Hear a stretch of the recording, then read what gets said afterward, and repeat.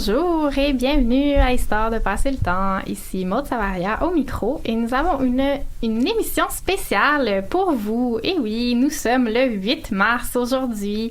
C'est la journée internationale de lutte pour les droits des femmes. Et je tiens à commencer l'émission en clarifiant tout de suite, non, ce n'est pas la journée de la femme, mais bien des femmes, des luttes pour leurs droits. Le pluriel est ici primordial puisque les femmes ont des vécus et des droits différents et il ne faut pas l'oublier. Le singulier, la femme, implique un modèle féminin idéal essentialisé qui est déjà assez bien promu dans les médias. On peut s'en passer aujourd'hui et on a besoin de l'équité salariale, pas de rabais. Merci. Donc voilà, et le plus important dans cette journée, ce qu'il faut se rappeler, c'est que ce n'est pas une célébration de la féminité, surtout pas une célébration des femmes dans votre vie, messieurs, ce n'est pas une deuxième Saint-Valentin ou une fête des mères, mais bien un moment de réflexion et de lutte, et c'est ce qu'on vous propose aujourd'hui. Et pour l'occasion, j'ai invité mes merveilleuses collègues à venir discuter avec moi d'histoire des femmes et du genre dans une émission sous forme de discussion, donc on n'aura pas de chronique aujourd'hui, mais ça va être très intéressant. Restez avec nous. Donc, nous avons d'abord des invités spéciales. Camille Robert, doctorante à l'UQAM. Bonjour Camille. Salut. Ensuite, Christine Chevalier-Caron, qui est déjà venue faire une chronique à l'émission en mai 2018. Bonjour Christine. Allô. Christine, tu es doctorante et aussi coordinatrice d'histoire engagée. Merci d'être là. J'accueille aussi deux de nos chroniqueuses émérites, Marie-Lou Tanguay. Bonjour Marie-Lou. Bonjour. Toi aussi au doctorat en histoire, mais pas que ça, bien sûr. Effectivement. Ce serait trop long de faire la liste. Et Isabelle Dufour, qui est avec nous aussi. Bonjour Isabelle. Bonjour. Isabelle, tu as la maîtrise à l'UQAM et assistante de recherche au CIRST, qui est... le Centre interuniversitaire de recherche sur la science et technologie. C'est bon, je m'en souviendrai jamais. Et finalement, à la régie, nous avons Marie-Laurence Rowe. Bonjour. Allô, Maud. On t'invite bien sûr à te joindre aux discussions si tu veux. Et tu as aussi observé par Vicky Laprade en studio. Qui est avec moi aujourd'hui. Et qui n'a pas de micro. Donc, pour commencer, quelles sont les origines du 8 mars? Camille, tu as déjà écrit un petit texte là-dessus sur Histoire engagée. Donc, ça commence quand? C'est dans quel contexte? Mais en fait, l'origine de cette journée-là a longtemps été attribuée à un événement fictif. Selon plusieurs sources, surtout françaises, ce serait une manifestation de couturières à New York qui aurait eu lieu le 8 mars 1857, qui sera à l'origine du choix de cette date-là. Par contre, les travaux de l'historienne Françoise Pic révèlent que cet événement-là n'a en fait jamais eu lieu. Mais malgré tout, ce mythe-là continue de circuler dans l'histoire des mouvements des femmes. Souvent, dans les articles sur le 8 mars, c'est une information qu'on va voir même si elle est fausse. Et il faut plutôt regarder du côté du mouvement socialiste européen pour en retracer l'origine. En 1910, à la deuxième conférence internationale des femmes socialistes à Copenhague, il y a Clara Zetkin, qui est une enseignante, journaliste et femme politique allemande, qui va proposer la célébration d'une journée des femmes. Et à partir de l'année suivante, en 1911, il y aura des manifestations monstres dans plusieurs villes d'Europe et d'Amérique du Nord. Et en Russie, il y aura une journée internationale des ouvrières en 1913 et en 1914, mais c'est vraiment à partir du 8 mars 1917 que la date va être consacrée. Et donc, cette journée-là, il y a des manifestations d'ouvrières à Pétrograd qui vont marquer la première journée de la Révolution russe. Et au fil des années, cette journée-là va gagner en importance et à partir de 1945, la journée des femmes va être officiellement célébrée dans tous les pays socialistes. À l'échelle mondiale, c'est vraiment l'Organisation nationale des Nations unies, donc l'ONU, qui va officialiser cette journée à partir de 1977 en la désignant d'abord comme Journée internationale de la femme. Mais comme tu l'as souligné, maintenant, on parle plutôt de Journée internationale des femmes, de Journée internationale des droits des femmes pour plus faire ressortir ce caractère collectif-là des vécus des femmes. Merci Camille. Puis en fait, c'est ça, l'ONU, ils ont fait une erreur là, assez horrible de traduction parce qu'en anglais, ça a toujours été Women's Day et pas Woman's Day. En tout cas, avec le E. Puis mon anglais, merveilleux. Donc, ça a toujours été au pluriel en anglais, mais en français, c'est devenu au singulier là, comme ça. Donc, oui, très intéressant et pourquoi est très important de le mentionner aujourd'hui. Donc, avant de commencer la discussion, je vais faire un petit rappel sur les origines de l'histoire des femmes que je vais essayer de faire court et de manière vulgarisée pour nos auditeurs et auditrices. Donc, l'histoire, avec un grand H, surtout... Désolée. A surtout été faite par des hommes et sur des hommes. Il y avait peu ou pas de femmes dans les universités et les historiens s'intéressaient surtout à l'histoire politique et économique, donc ils allaient souvent exclure les femmes d'emblée de l'équation. Même si quelques historiennes produisent des travaux sur des femmes avant les années 60, c'est vraiment avec le mouvement féministe des années 70 que l'histoire des femmes ou l'histoire féministe va apparaître dans les universités pour y rester et devenir un véritable champ historiographique. Ça s'accompagne d'une critique des sciences en général comme étant androcentrique. Ce que ça veut dire, c'est que si des femmes produisaient des savoirs scientifiques ou des critiques, c'était écarté et oublié, et c'est depuis le Moyen-Âge, selon Gerda Lerner, mais peut-être bien avant, hein, Isabelle? Ah oui, je confirme. Oui. Donc, avec l'accès à l'université, de plus en plus de femmes dans le monde occidental vont accéder à l'université et la montée du mouvement féministe matérialiste des années 70, il va y avoir deux luttes qui vont s'installer, donc faire plus de place pour les chercheuses dans le monde académique et dans la science, et aussi plus de place dans la science pour les études sur les femmes. Donc, de prendre en compte la réalité des femmes dans toutes les études scientifiques. En histoire, ça se traduit par contrer l'invisibilisation des femmes des récits historiques ou redonner leur histoire aux femmes. Et à ce moment-là, la recherche et le militantisme vont de pair. Au Québec, une des premières théoriciennes de l'histoire des femmes est Micheline Dumont, qui entame une rupture épistémologique dans le savoir. Elle participe à l'écriture de la première synthèse en histoire des femmes au Québec par le collectif Clio, publié en 1982, qui propose entre autres une chronologie nouvelle de l'histoire du Québec. On peut donc constater que déjà la production des savoirs en histoire des femmes est prolifique et de qualité, déjà dans les années 80, dans les années 70. Pourtant, ces savoirs n'apparaissent pas dans les synthèses d'histoire du Québec qui viennent après 1982, et c'est encore le cas pour les synthèses qui sont parues dans les dernières années, malheureusement. Donc, j'ai nommé Micheline Dumont, là, mais il y a vraiment beaucoup d'autres historiennes que j'ai pas le temps de nommer aujourd'hui. Il existe aussi une variété de thèmes pour décrire notre champ de recherche, donc histoire des femmes, histoire du genre, histoire féministe, approche féministe.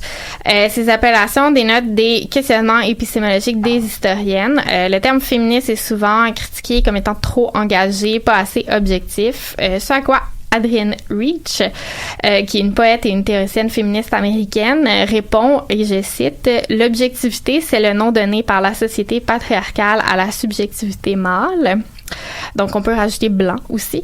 L'histoire des femmes vient répondre à l'invisibilisation et au principe que l'homme blanc est perçu comme l'universel. Par contre, des chercheuses féministes vont aussi critiquer l'utilisation du mot femme, même au pluriel, puisque c'est pas homogène non plus les femmes. Donc, on va aller aussi vers le genre.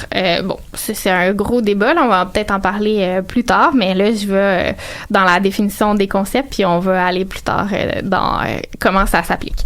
Un autre concept, c'est le genre, qui est théorisé entre autres par Joan Scott dans un article assez célèbre là, en 1986. Elle le définit ainsi: le genre est un élément constitutif des rapports sociaux fondés sur des différences perçues entre les sexes, et le genre est une façon première de signifier des rapports de pouvoir. Cet article-là a été longuement discuté et critiqué dans le milieu. Et ça se traduit aussi par différentes nominations d'écoles. Au Québec, par exemple, les universités anglophones vont avoir des programmes de Gender Studies, alors qu'à l'UQAM, c'est des études féministes qui sont perçues comme étant interdisciplinaires. Il y a un autre outil de militance dont on entend beaucoup parler ces temps-ci, qui est important de mentionner, c'est l'intersectionnalité ou l'approche intersectionnelle, qui a été proposée par Kimberly Crenshaw dans un article en 1989 sur son article qui portait sur la violence envers les femmes racisées. C'est pourtant un outil qui est issu des mouvements féministes de femmes racisées, de femmes noires, qui vient critiquer le féminisme occidental blanc, qui va reproduire des rapports d'oppression dans les milieux féministes, militants et académiques. Et elle l'explique comme suit, je vais la citer, les expériences des femmes de couleur sont souvent le produit des croisements du racisme et du sexisme. Elles ne sont pas plus prises en compte par le discours féministe que par le discours antiraciste. Du fait de leur identité intersectionnelle en tant que femmes et personnes de couleur, ces dernières ne peuvent généralement que constater la marginalisation de leurs intérêts et de leur expérience dans les discours forgés pour répondre à l'une ou l'autre de ces dimensions, celle du genre et celle de la race. Je vais commencer tout de suite à vous poser des questions. Comment vous définissez vos recherches, vos approches par rapport à tout ça? Christine, je sais que tu travailles un peu avec l'intersectionnalité, mais tu me disais aussi que c'était pas le terme que tu trouvais le plus pertinent. Comment tu vois ça? En fait, dans mes recherches immédiates, en fait, c'est pas nécessairement le terme qui est le plus adéquat, mais c'est un cadre d'analyse que j'adopte quand même parce que tu peux pas saisir les inégalités, mais aussi les conditions d'existence des femmes que tu étudies si tu prends pas en compte l'intersectionnalité. C'est pertinent dans notre vie de tous les jours. Puis aussi, mais tu sais, c'est un outil de militance et un cadre d'analyse. Donc, faut aussi, ça dépend. Tu peux l'appliquer de façon différente dans différents milieux, dans la militance comme dans les études universitaires. Mais en histoire, des fois, c'est pas nécessairement le concept qui va nécessairement être le plus adéquat, même s'il est. C'est bien aussi de l'entrecroiser avec d'autres concepts, notamment le cadre d'analyse de Françoise Vergès qui parle plutôt d'oubli volontaire, d'oubli politique, en fait, que toute la trame narrative de l'histoire qui a invisibilisé l'histoire de certaines femmes, particulièrement les femmes non blanches. En fait, c'est un oubli qui est volontaire pour pouvoir comme maintenir une domination. Donc, souvent, moi, je suis un peu plus axée à utiliser, en fait, les théories de Françoise Vergès qui s'appliquent beaucoup mieux à l'histoire migratoire. Ah, super intéressant. Camille, toi, comment tu définis ton approche? Mais c'est ça. Pour ma thèse, j'utilise moins l'analyse des rapports de genre plus que le cadre de la théorie de la reproduction sociale, qui est une théorie qui a été surtout développée par des féministes marxistes à partir de la fin des années 70, début 80. Puis la théorie de la reproduction sociale, en fait, ça propose un cadre pour comprendre comment tout le travail de reproduction de la société, tant biologique que social, culturel, éducatif, comment il est organisé finalement à travers différentes institutions puis à travers la société. Puis évidemment, c'est traversé par le genre, mais aussi par la race, par les classes sociales, par le statut d'immigration. Donc c'est pas seulement quelque chose qui touche les femmes, mais c'est le travail de reproduction sociale, c'est le fardeau de l'ensemble des personnes les moins privilégiées qui ont pas le privilège de décharger ce travail-là sur d'autres personnes finalement. Fait que moi je me sers de ce cadre-là pour observer comment le néolibéralisme affecte le travail dans les services publics, particulièrement dans les milieux de l'éducation, de la santé et des services sociaux, où c'est surtout des travailleuses, mais pas seulement.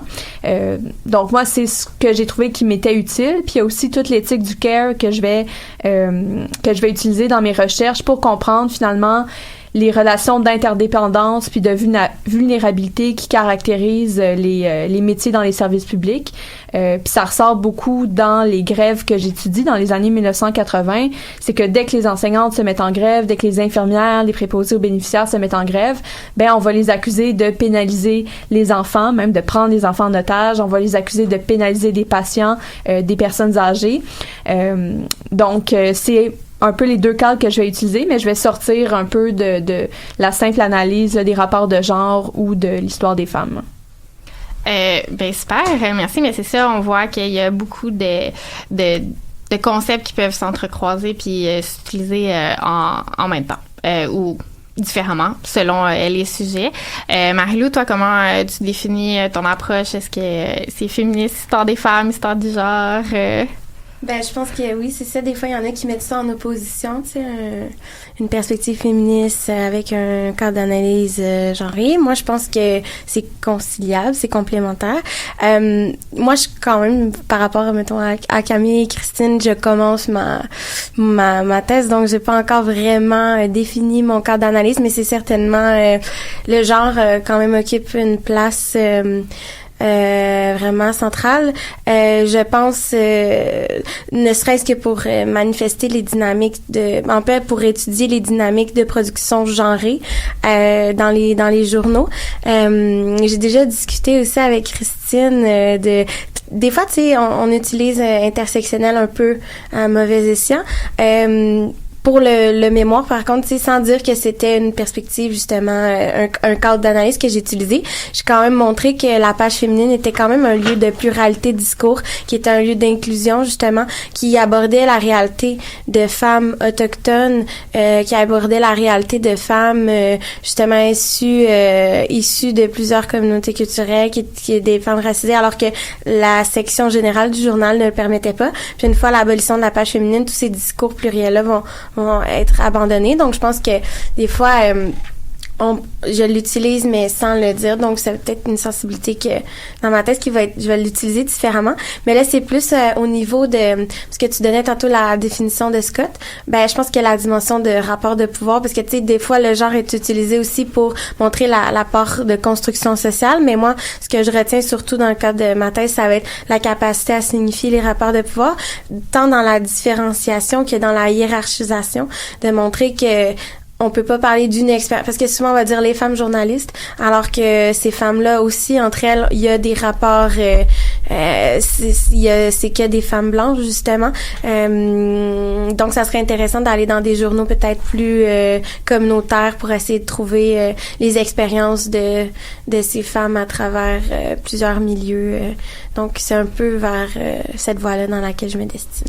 Je sais pas si je peux rajouter quelque chose juste sur le fait, faut vraiment faire attention quand on parle de faire des fois de l'intersectionnalité comme involontairement, pas parce que ça visibilise les femmes de différents milieux que c'est de l'intersectionnalité. Faut vraiment faire attention. Ouais. Une des façons dont l'intersectionnalité a été blanchie, en fait, c'est en le rendant synonyme de diversité, puis en fait, ça enlève vraiment la portée que les femmes noires qui ont développé le concept puis qui ont développé comme outil de militance. Mais en fait, ça fait que ça l'échappe à la valeur qu'ils ont voulu donner à cet outil-là. Puis là, de ce temps-ci, j'entends tout le monde parler comme si c'était des synonymes de diversité puis intersectionnalité. Fait qu'il faut vraiment faire attention de pas reproduire ça. En fait, j'ai l'impression que dès que des chercheurs ou des chercheuses vont tenir compte de plusieurs aspects, par exemple le genre, la classe sociale, l'âge, le statut marital, ils vont dire qu'ils font une analyse intersectionnelle de leur objet d'étude, alors que c'est pas le cas. Exactement. Mais je pense qu'il faudrait juste, en fait, toujours prendre en compte les différences entre les personnes qu'on étudie si on n'étudie pas quelque chose d'homogène, tu sais, de pas universaliser une expérience, puis justement d'être clair là-dedans, autant que l'histoire qui a été faite, qui est l'histoire avec un grand H là, que j'ai dit, là, mais c'est un peu une blague, là, mais en même temps, comme c'est de l'histoire des hommes d'une certaine classe sociale, puis si ça avait été présenté comme ça, ben j'aurais pas autant de critiques que vu que c'est présenté comme étant universel. Fait que je pense que c'est important, comme tu disais, de pas dire les femmes journalistes si tu parles pas de toutes les femmes journalistes. Tu parles des femmes journalistes. Si dans les femmes journalistes, c'est juste des femmes blanches d'une certaine canadienne française qui viennent juste d'une certaine classe sociale, mais c'est comment tu définis ton groupe. S'il y a des expériences variées, ben là, ça, faut aussi le mentionner. Ben oui, mais c'est pour ça que dans mon cadre, j'avais pas dit intersectionnalité, mais plus parler que c'est un lieu plus, justement, de diversité sans utiliser le mot, parce que après mon mémoire, on m'avait dit, c'est une analyse, mais j'étais comme, effectivement, c'est pas synonyme, là, je pense. Ouais, c'est une erreur qu'en fait, beaucoup de monde, en fait, c'est vraiment répandu, là, puis même dans les grandes institutions en études féministes, c'est la première place où est-ce que c'est reproduit comme problème. Fait que juste sauter sur l'occasion de ce que tu disais pour rappeler ça, en fait. Une petite question avant d'aller à la pause.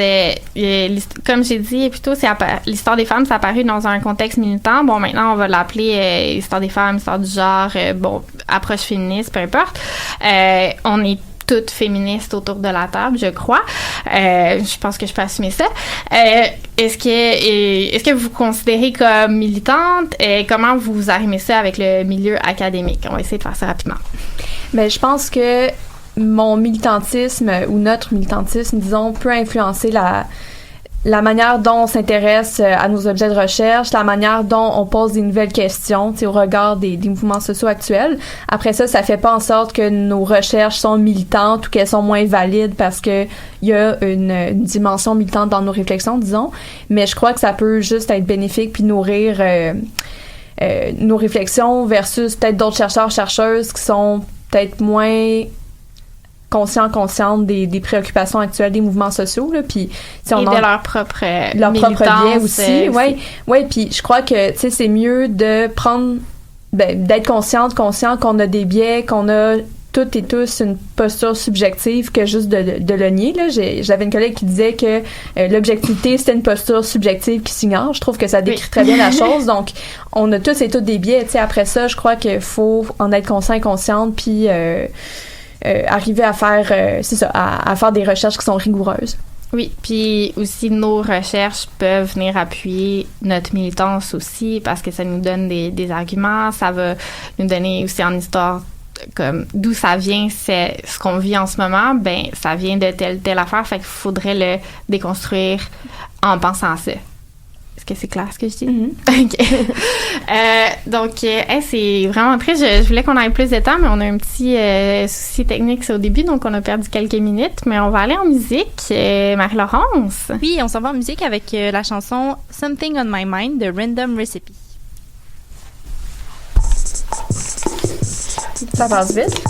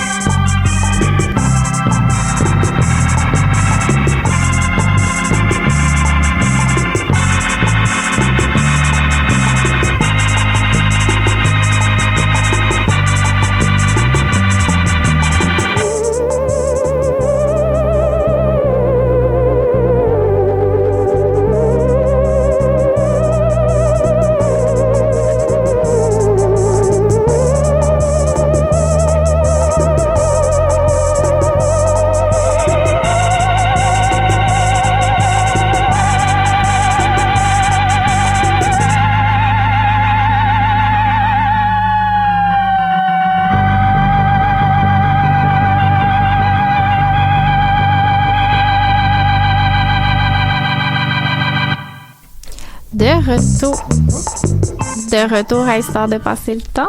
Oui, OK. De retour à Histoire de passer le temps. Ici, Maud Savaria Petressa au micro. Donc, on est dans notre émission spéciale sur l'histoire des femmes. On c'est 8 mars, Journée internationale des droits des femmes. Et nous avons abordé quelques questions épistémologiques et théoriques. Si on vous a pas encore perdu, on va maintenant parler plus de méthode historique et de votre approche aux sources et à l'écriture. Et ce qu'on dit souvent de l'histoire des femmes, c'est qu'il y a un grand manque de sources, puisque les femmes n'en ont pas produit dans l'histoire. Comment est-ce que vous avez vécu ça dans vos recherches? Est-ce que c'est vrai? Isabelle, tu fais de l'histoire antique. Est-ce que les sources sont déjà pas très nombreuses? Comment ça se passe? Très bonne question. Pour faire le pont aussi, juste avant de répondre à ta question, je voulais faire un petit topo de l'histoire des femmes pour l'Antiquité avant de rentrer dans les sources. Sans surprise, je pense qu'on peut le dire, les études classiques sont un pan de l'histoire qui est un peu conservateur. Je voulais juste dire 2-3 petites choses, entre autres que la première revue qui a été réservée aux femmes de l'Antiquité fut la revue Arethusa qui a été publiée pour la première fois en 1973, donc ça rentre pas mal dans l'histoire avec un grand H, comme on a dit plus tôt. Puis, dans le fond, mon rapport aux sources, donc c'est sûr que les sources littéraires, qui est les premières sources qui ont été étudiées, sont fondamentalement misogynes. Donc, c'est sûr que c'est dur de voir l'histoire des femmes, mais elles y sont. Elles y sont par la bande, elles sont souvent à l'arrière-plan. Mais c'est sûr que moi, mon sujet, c'est la participation des femmes dans la médecine grecque et romaine. Donc, j'étudie le discours médical et philosophique du corps de la femme pour ensuite voir qu'il y a un fossé qui s'est créé. Puis que, dans le fond, c'est ce fossé-là entre l'homme et la femme. En fait, le mépris du corps de la femme fait en sorte qu'il y a des femmes qui ont réussi à se créer une place et à donner des soins, à prodiguer des soins aux femmes aussi et peut-être aux hommes aussi, ce qui est un peu plus audacieux comme choix, mais ça peut avoir eu lieu. Donc, évidemment, il y a les sources littéraires. Dans les sources littéraires, il y a aussi la mythologie. Donc, les figures de la sorcière, par exemple, qui sont reliées souvent aussi avec les soins. J'ai étudié ça pour voir un peu l'évolution des représentations sociales des gens qui utilisaient des potions, des remèdes pour soigner les gens. Évidemment, ça va être une utilisation néfaste qui va être reliée à la figure de la sorcière qui va se transposer par la suite sur les sages-femmes et les femmes médecins. Il va aussi, donc, pour nous, pour l'Antiquité, ça va être l'épigraphie, donc les inscriptions. Donc, les stèles funéraires, elles ont des titres, les femmes. Donc, dans les sources littéraires, elles n'en ont pas. Mais sur les stèles funéraires, elles vont en avoir. Donc, on sait qu'il y a eu des femmes magistrates, par exemple. Donc, lorsqu'on nous a appris l'histoire des femmes de l'Antiquité quand on était jeune, moi, on m'a jamais dit qu'il y avait eu des magistrates, par exemple. Et on sait qu'il y avait des femmes médecins, des sages-femmes. Donc, c'est vraiment, faut user des fois un peu de débrouillardise pour aller voir cette histoire-là, mais elle est là. Donc, elles sont présentes. Donc, c'est ça. Il faut vraiment aller aussi avec l'archéologie. Il faut revisiter les sites. Il faut revisiter des choses que, dans le passé, on pensait que les femmes n'avaient pas accès à ce genre de position-là, politique aussi. Parce que, dans le fond, c'est ces sources-là qui ont été vues par des historiens, mais ils ont pas pris en compte. Ils ont pas pris en compte le fait que c'était des femmes, qu'il y avait des femmes. Exactement. Mais jusque dans les années 1980-90, il y a encore des historiens qui rejetaient, en fait, que les femmes aient une place dans les sphères publiques, médicales, scientifiques.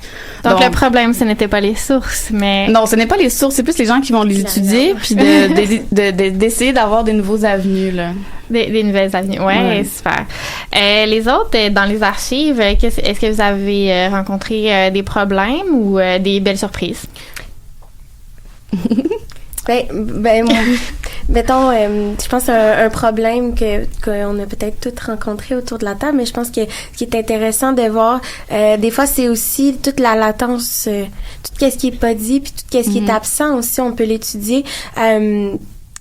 Par exemple, pour moi, quand j'ai contacté les journaux, savoir s'ils avaient gardé des traces des raisons de l'abolition de la page féminine et tout, ils m'ont dit, non, on a tout jeté. Juste ce silence-là, c'est parce que si on a accès aux archives, tu sais, il y a tout une construction sociale derrière ça, il y a un processus de qu'est-ce qu'on garde, qu'est-ce qu'on jette. Ça aussi, ça témoigne de ces, tu sais, c'est des choix, justement, ça le dit.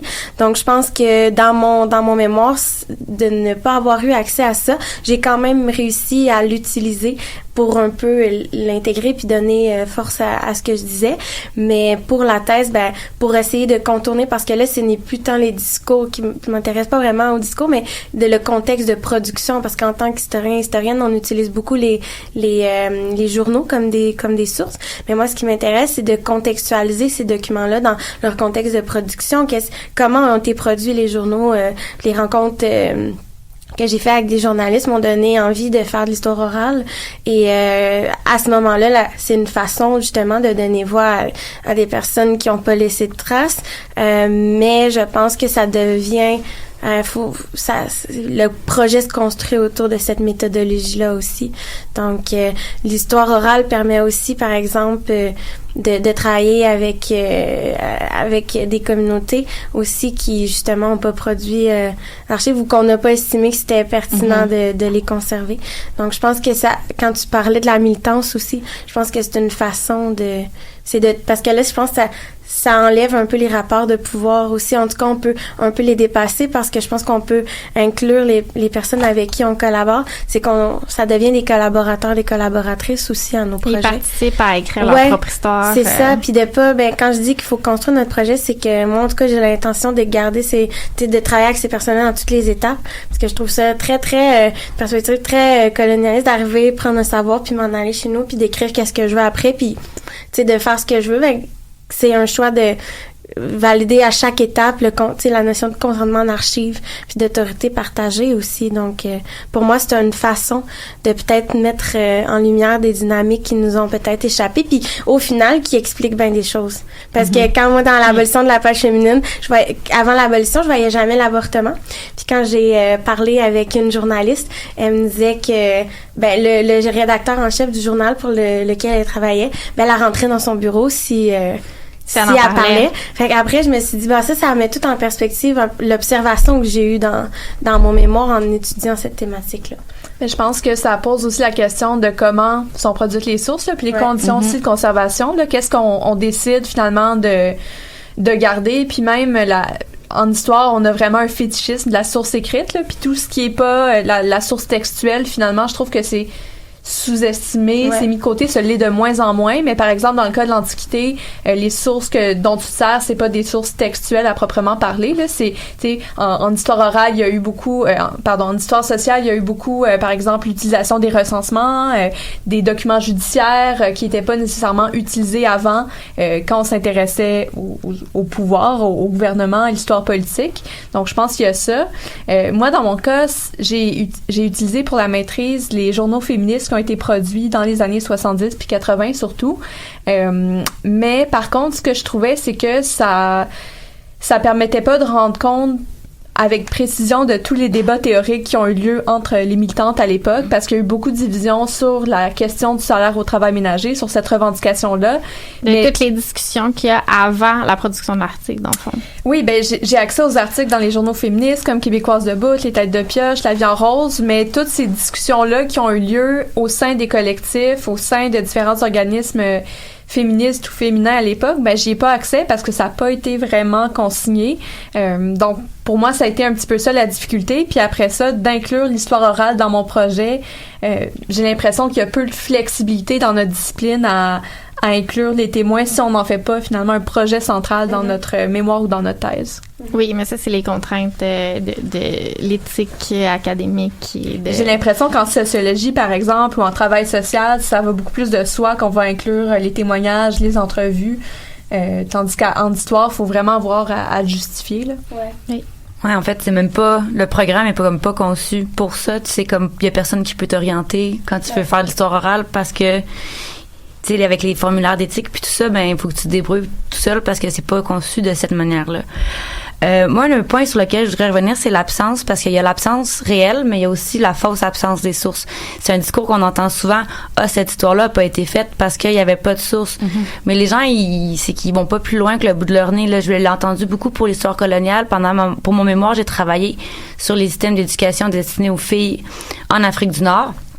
Puis, on m'a souvent me parlait qu'il n'y avait pas beaucoup d'histoires qui avaient été produites sur les femmes puis les filles dans le contexte colonial français parce qu'il n'y avait pas de sources, mais pourtant, je me suis appuyée sur vraiment beaucoup de sources. Là. Il en manquait vraiment pas, en fait. Là. J'avais un corpus énorme, dont des lettres d'institutrices. J'en ai des milliers de pages. Là. Ça n'a aucun sens. Puis c'est quand même quelque chose qu'on sort souvent, puis même pour l'histoire du Québec. Il y a pas longtemps, je relisais le sujet du féminisme est-il blanc, puis il y a le chapitre de Chantal Maillet. Puis elle parle en fait de pourquoi on peut pas vraiment faire de l'intersectionnalité dans les années 60, 70, puis pourquoi on peut pas visibiliser les femmes non blanches totalement dans l'histoire. Puis elle parle vraiment d'une absence de sources, là. C'est vraiment écrit, il n'y a pas les sources, il n'y a pas les données. Mais j'ai travaillé sur un projet de biographie où est-ce que j'ai fait des biographies de femmes qui ont marqué l'histoire du Québec contemporain. Puis ben des sources sur les femmes noires, là, il y en a. Puis il y en a vraiment, vraiment beaucoup. Puis sont classées, sont accessibles, sont à Concordia. Il y a comme pas...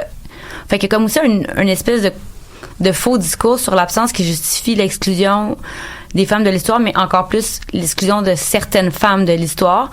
Puis il faut juste comme aller voir parce que, tu sais, Stephen Haig, il fait un travail genre fantastique de conservation des sources puis aussi de production d'histoire orale.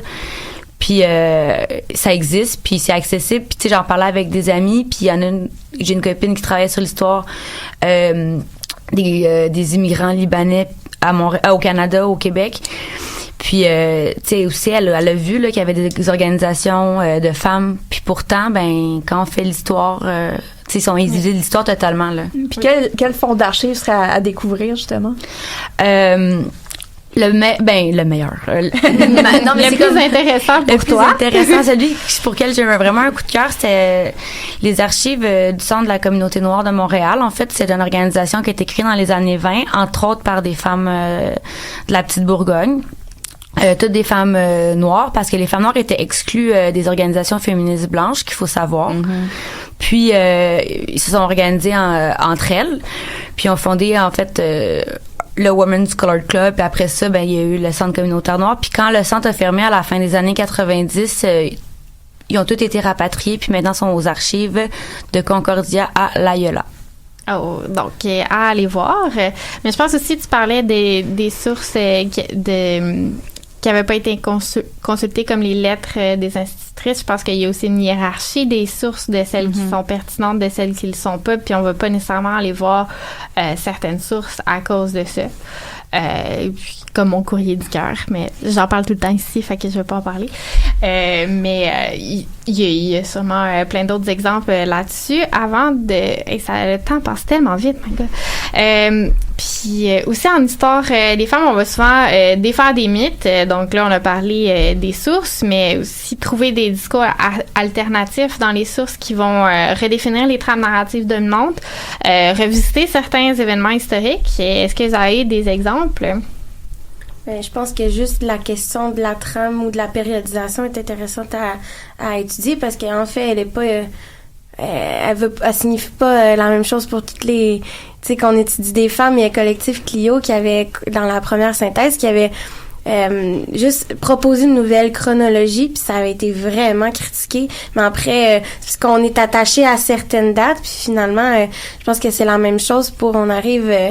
Oui, tu sais, la création du Canada, c'est absolument rien pour les femmes, là, ça fait rien. Là, mais juste des fois sans dire que on fait table rase, mais des fois, même s'il y a des tentatives de proposer comme des chronologies alternatives et tout, c'est quelque chose qui, je pense, qui est pas super bien reçu dans le milieu, puis qui fait en sorte que même quand on propose, comme moi, ben dans mon projet de thèse, je proposais une nouvelle chronologie qui en fait ça dérangeait certaines personnes parce que ouais mais tu sais tu commences en 45 avec une date en fait qui est souvent moi je commençais en 52 tu sais parce que pour en termes des médias féminins ça signifiait plus puis ben c'est aussi des choses qu'on se doit peut-être justifier beaucoup plus que des projets qui sont pas donc moi je pense que juste la périodisation qui est construite évidemment ben c'est quelque chose qui est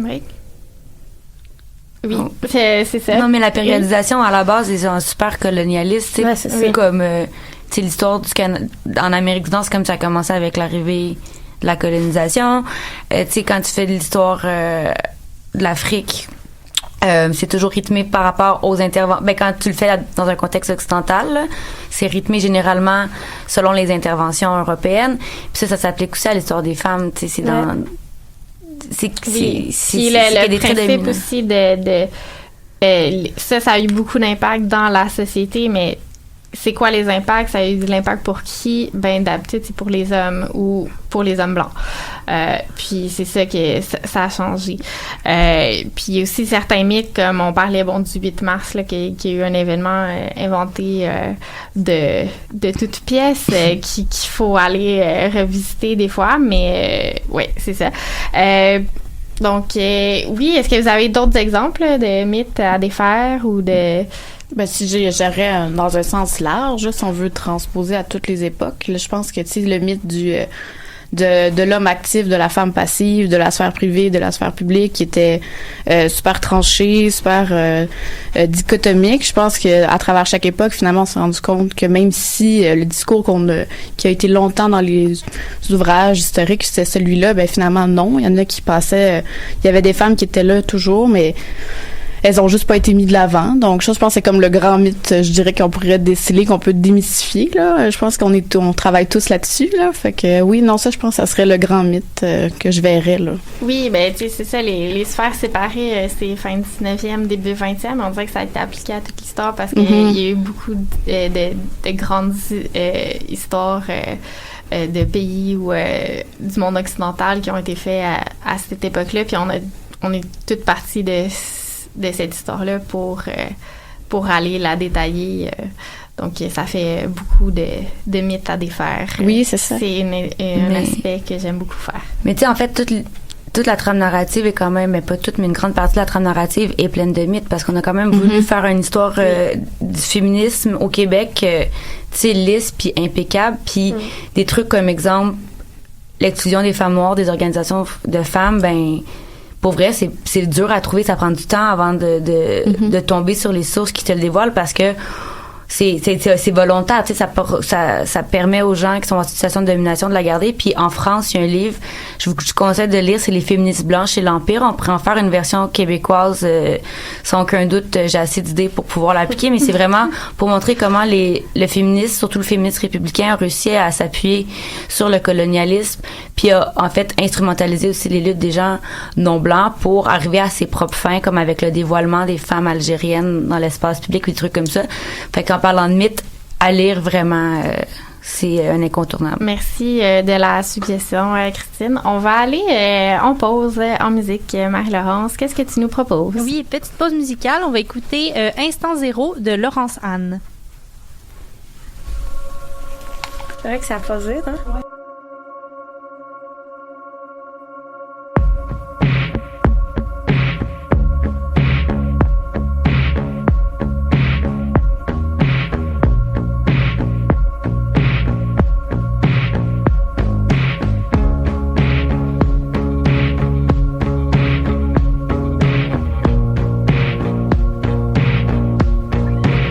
Je sais où je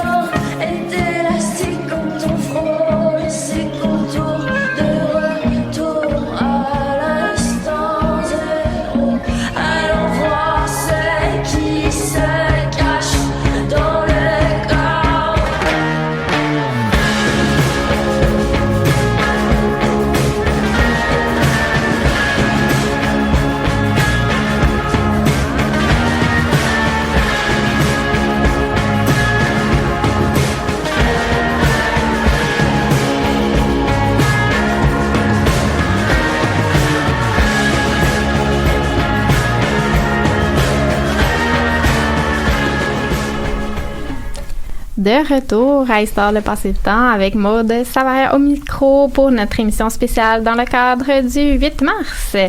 Et j'aimerais poursuivre la discussion et terminer la discussion en abordant notre position en tant que femme et féministe dans le milieu académique. Donc, comment ça se passe? Est-ce qu'il y a des problèmes? Est-ce que ça va bien? On se regarde tout un petit peu. Laquelle commence? Lancez-vous! Ben, je peux commencer, là. Pour ma part, c'est quand même assez relax, là, de mon côté. Là. J'ai pas beaucoup d'opposition, je dirais, ou de débat. En fait, je dis ça, c'est pas vrai, là. Il y a quand même des fois même des professeurs, là, qui vont me dire que ça existe pas, là. Mais je pense que c'est plus pour provoquer puis qu'on embarque dans une discussion puis qu'on rentre dans un débat. Je pense que pour certaines choses, surtout pour moi, l'Antiquité, je pense que les gens, il y a pas tant de spécialistes sur les études anciennes pour débattre en profondeur. Fait que je pense qu'ils sont juste comme OK, ça va. Pour ma part, ça m'a quand même favorisé, je dirais, pour mon parcours à moi. Vu que je fais comme un peu l'entrecoupement de l'histoire des femmes, l'histoire des sciences, l'histoire des idées, mais ça m'a comme propulsé à plusieurs endroits. Mais c'est sûr qu'il faut souvent revenir sur des concepts, démontrer, je dirais, peut-être des fois plus en profondeur que d'autres sujets, à quel point nos conclusions sont vraies. T'sais.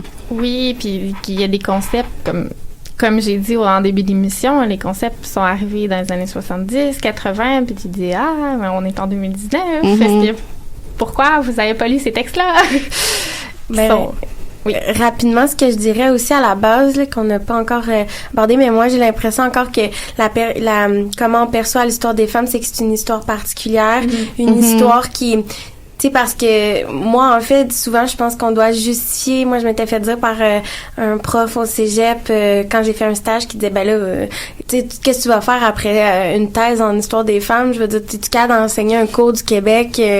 Puis moi, ça m'enrage parce que en fait, même quand tu fais de l'histoire des femmes, c'est un peu comme quand tu fais de l'histoire, tu sais, dans les subalternes de c'est que t'as pas le choix de te référer aux sources, tu sais, de lire l'histoire des hommes, un peu de la comprendre, alors que, tu sais, l'histoire dominante, alors que j'ai l'impression que cette réflexion de l'histoire dominante vers les autres histoires n'est pas faite, alors que j'ai l'impression même qu'on est mieux formé personnellement parce qu'on a peut-être une meilleure vue d'ensemble. Puis c'est plus, je pense que en ce moment, ce que j'ai l'impression qu'on travaille activement, c'est de faire reconnaître que c'est pas une histoire qui est particulière. Puis malheureusement, c'était quand même dans le livre de Micheline Dumont qu'elle remarquait déjà ça dans les années 70-80. Fait que je pense que quand on voit ça, c'est un peu déprimant de voir que c'est encore le cas aujourd'hui, mais je pense que on travaille fort. Je trouve que ça fait en sorte qu'on doit doublement se former, c'est-à-dire qu'on doit quand même maîtriser la trame principale, en plus de maîtriser, tu sais, l'histoire des femmes, l'histoire du genre, maîtriser aussi certains concepts, par exemple en études féministes. Puis il y a aussi, tu sais, une difficulté particulière, je crois, à être femme, à être chercheuse dans les milieux dans lesquels on est, ou là des sujets auxquels on s'intéresse. Tu sais, dans nos vies privées, on a des événements de vie, que ce soit, tu sais, du harcèlement, des agressions, puis tout ça fait en sorte aussi que notre parcours à la base est plus difficile. Puis, tu sais, il y a aussi tout. Je réfléchis beaucoup à ça, mais le syndrome de l'imposteur. Là, je pense que comme femme, on le vit beaucoup particulièrement, mais de constamment sentir que on doit prouver notre légitimité en faisant plus, en prouvant notre rigueur, en prouvant que on a une expérience, qu'on a des connaissances, puis tout ça. Donc, je trouve qu'il faut toujours travailler encore plus pour finalement avoir l'air sérieuse puis être prise au sérieux, là. Oui, parce que en partant du syndrome de l'imposteur qu'on a tout un peu, là, faut justifier à nos collègues la pertinence de notre sujet, après ça justifier notre présence, après ça rester quand même au niveau de tout le monde, puis de pas se d'évaluer là-dedans. Donc, c'est vraiment difficile. Christine, t'avais dit quelque chose? Oui, c'est juste comme tellement intense parce qu'on a comme une double formation, justement, que vous avez souligné. Parce que, tu sais, il reste que quand tu fais de l'histoire, on va dire par le bas, mais il faut quand même que tu étudies l'histoire par le haut pour justifier pourquoi tu fais l'histoire par le bas. Puis malgré le fait qu'on a une formation beaucoup plus développée que celle de beaucoup d'hommes qui font juste l'histoire politique, c'est nous qui se fait dévaloriser notre savoir. Alors, c'est super paradoxal. Puis, ben peut-être sinon le point de la subjectivité, là, moi, c'est quelque chose On me le dit tout le temps, là, mais j'en fais puis je m'en fous, là, d'être subjectif. Parce que venez me dire que des sources d'hommes blancs écrites par des hommes blancs, choisies par des hommes blancs, c'est pas subjectif. C'est ça. Je pense que, tu sais, c'est un choix quand même d'avoir retenu l'histoire politique est subjective. Mais nous, on se le fait taxer, mais pour la délégitimer, alors que c'est vraiment correct de faire l'histoire Oui, tant que tu t'assumes, hein, mais tant tu que t'en tu es t'assumes, conscient, c'est ça, puis exactement. que tu le vois. Tu sais. Comme Puis, dire- en fait, c'est pire ceux qui le voient pas, selon moi. Puis c'est un mythe, là, l'objectivité. On s'entend. Mais comme Parce dirait que nous, on s'en André Lévesque, nier qu'on fait de la subjectivité, c'est comme être le poisson dans l'aquarium puis pas savoir qu'on est le poisson. C'est une très belle citation. Mais je pense aussi qu'il y a quelque chose qui est intéressant, c'est que souvent, pour être avec quelqu'un aussi dans le milieu de l'histoire, c'est que lui, il y a des sources en latin, blabla. Mais là, ça, c'est des difficultés qui sont visibilisées, qui sont même reconnues. Tu sais, quand on fait des demandes de subvention, ah ben là, pauvre petit, ces sources sont en latin, ça prend plus de temps. Mais excuse-moi, là, mais dans mon bac, j'ai eu un cours d'histoire des femmes que j'ai eu accès. Tu sais, j'étais à l'UDM, alors que les cours de langue sont quand même nombreux. Les cours de Moyen-Âge, les cours d'Antiquité, il y en a beaucoup, en tout cas particulièrement à l'UDM. Il y a peut-être 7 cours que j'aurais pu prendre en histoire du Moyen-Âge, alors que j'ai l'impression qu'après, quand on arrive à la maîtrise, quand on arrive du moins au cycle supérieur, toute cette formation est aussi invisibilisée parce qu'on va dire, ben tes sources sont en français, tout, mais c'est tout des savoirs qu'on doit construire nous-mêmes, puis dans une perspective où de plus en plus les chercheurs doivent être mobiles internationalement, qu'on doit faire des conférences partout. Je pense que c'est aussi la question qu'on devrait aborder de la maternité, que la maternité affecte pas de la même façon. Tu sais, moi, j'ai un collègue dans ma classe qui, une semaine après que sa femme ait accouché, ben, il était dans la classe. Je veux dire, moi, je suis pas sûre qu'une semaine après, j'aurais pu être en classe. Absolument ou que, pas. Donc, il y a tous ces enjeux-là qui font en sorte que, après ça, ben c'est pas, on n'a pas la même expérience pour moi là du milieu académique que on ait un enfant, qu'on ait 2 enfants, qu'on ait fait le choix de pas en avoir. Il y a tout aussi le triple même travail qu'on doit faire puis qu'on doit faire sur nos heures qui sont pas même qu'on le met mais qui sont pas quand on fait une demande qui sont visibilisées ou reconnues. Je pense que c'est important pour moi de le mentionner aujourd'hui. Oui. Mais quand tu parlais aussi des sources en latin, ça me fait penser à l'histoire orale. Là. C'est quand même vraiment intense. Là, faire des recherches d'histoire orale, ça implique beaucoup d'étapes. De créer aussi un lien de confiance avec des gens, entretenir ce lien de confiance-là. Beaucoup de questionnements éthiques qui doivent être... C'est d'une ampleur assez comparable, je pense, à devoir lire des sources dans une autre langue. Mais ça, pour vrai, ça n'a tellement pas la même valeur. Au contraire, ça permet encore de leur donner un arme pour d'évaluer notre savoir parce que mais c'est la mémoire, hein, c'est une faculté qui oublie, c'est les perceptions. Mais en quoi les perceptions c'est moins valable, mais justement c'est comme quelque chose qui est dévalorisé. Alors c'est super dur d'avoir des subventions quand tu fais de l'histoire orale. Ouais. 1 heure de témoignage, d'entrevue transcrite, à transcrire, c'est 6 heures. Fait que c'est plus vrai. 10, là, je dirais, t'es généreuse dans ton 6 heures, là. Ben, ça Mais dépend. Si tu fais du mot pour mot, c'est considéré, faut que tu calcules 12 heures par... 12. Ah, ok. Ouais, 10 à 12 heures par... Moi, l'entrevue que j'avais faite, mais tu sais, peut-être que j'avais pas...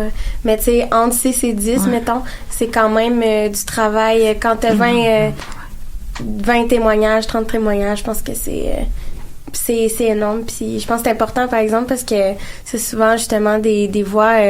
pourquoi on fait de l'histoire orale? Parce que c'est des voix qui produisent pas de source. Qui produisent pas de source ou qui... C'est ça qu'on a jugé que c'était pas pertinent de conserver.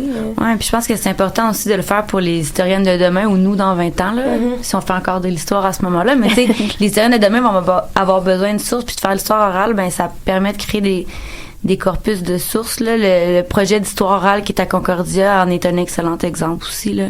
Ils ont vraiment créé un gros corpus de sources, puis là, les gens peuvent se référer à ça. Oui, qui dans 20, 30, 50 ans vont être très pertinentes pour étudier une époque que les jeunes historiens n'auront pas nécessairement connue. Ce que j'aime de ce projet-là, c'est qu'il donne pas des cadres non plus. Tu sais, t'as des entrevues qui durent, je pense que la plus longue dure 20 quelques heures, 23 heures. T'as des entrevues qui durent 1 heure. Je pense que, tu sais, on laisse vraiment place à l'expérience, au récit de vie. Puis c'est ces personnes-là qui décident, parce que, tu sais, il y a plusieurs façons. Tu sais, tu peux faire une entrevue dirigée, semi-dirigée. Là, c'est vraiment libre. Puis je pense que les gens ont le pouvoir de prendre en main la façon dont ils veulent livrer où elles veulent livrer leur témoignage. Puis c'est quelque chose que je trouve vraiment bien de ce projet-là. Super. Puis ça donne aussi, en histoire des femmes, des nouvelles avenues aussi pour l'enseignement. Camille, t'enseignes un cours cette session-ci. Comment t'as mis ça dans ton cours? Ben, quand j'avais suivi le cours, il y a de ça plusieurs années, je pense que ça fait 9 ans, au bac. Qui est le cours culture ouvrière et militantisme dans l'histoire québécoise et canadienne. Ben, en fait, j'ai décidé de développer un peu plus les aspects liés au genre, mais pas seulement, mais aussi d'inclure, par exemple, les ouvriers autochtones, les immigrants et immigrantes, de leur donner plus de place dans ce cours-là. Donc oui, je voulais faire une plus grande place à ça, puis aussi d'inciter les étudiants et étudiantes à se questionner même sur la manière dont on construit le récit en histoire. Puis la première chose que je leur ai dit en commençant le cours, c'est que il y avait différentes visions de l'histoire, qu'il y en avait pas nécessairement une qui était la bonne, qui était la plus valide, mais qu'il fallait toujours être conscient des biais qu'il y avait dans la manière dont ces récits-là étaient construits. Puis j'essaie aussi, au fil de mon enseignement, de leur exposer c'est quoi les débats historiographiques, pour que eux-mêmes et elles-mêmes soient en mesure de comprendre finalement devenir plus critique oui, par rapport au récit historique. C'est ça, puis visualiser aussi le processus d'écriture de l'histoire puis de choix des sujets. Oui. Comme quoi, c'est possible d'inclure les savoirs qu'on produit dans notre champ de recherche à des cours comme culture ouvrière et militantisme qui pourraient vraiment juste faire l'histoire des ouvriers, mais non. Donc, voilà. Et à toutes les autres cours qu'on a eu au bac, je crois que c'est possible d'en inclure encore plus puis d'inclure cette approche-là que tu fais, je suis certaine, très bien. Et c'est tellement triste, mais c'est déjà terminé, les filles. Donc, nous allons se laisser là-dessus. Et donc, merci d'avoir été là. Et on va vous laisser sûrement plusieurs suggestions de lecture pendant la fin de semaine sur la page Facebook, si vous voulez m'en envoyer, chers collègues. Et donc, voilà, Histoire de passer le temps revient la semaine prochaine avec 3 chroniques comme d'habitude. Vous pouvez aimer notre page Facebook, suivez-nous sur Twitter, écoutez-nous sur choc.ca ou dans votre application de balado-diffusion préférée. Bonne semaine!